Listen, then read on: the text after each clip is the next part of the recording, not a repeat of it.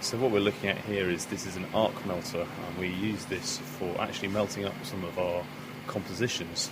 So we have our raw elements, which we have weighed out, and we place them in one of these little receptacles, so this finger-shaped recess there.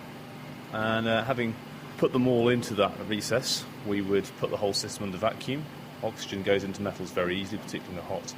We don't really want that. So we'll pump that down to a reasonably high vacuum. And then before we actually start melting these, we backfill the system with argon, which is an inert gas, before striking an arc, which is a bit like welding. And then using that to vary the current, the strength of the arc, to actually melt the elements together.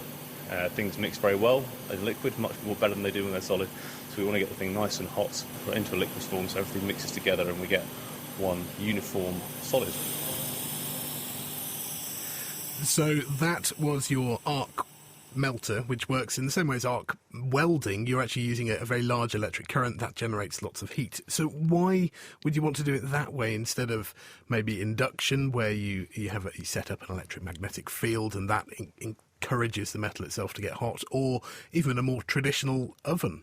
I think in many ways, on some of the elements we're trying to melt, we want to get to some quite high temperatures. I mean, Roger mentioned that in some of these nickel-based superalloys that he's designing, there are some refractory metal elements in there, and they have very high melting temperatures.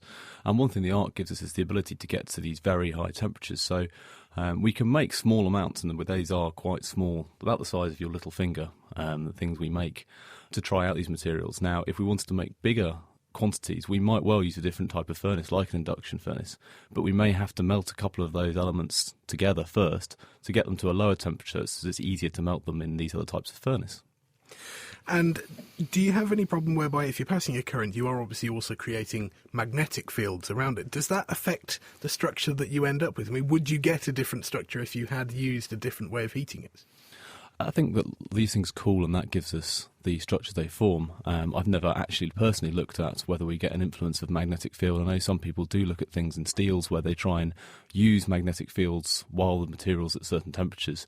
But in a lot of the alloys, certainly I deal with, I don't have magnetic properties, so I get away from that one, so I guess I get off lightly.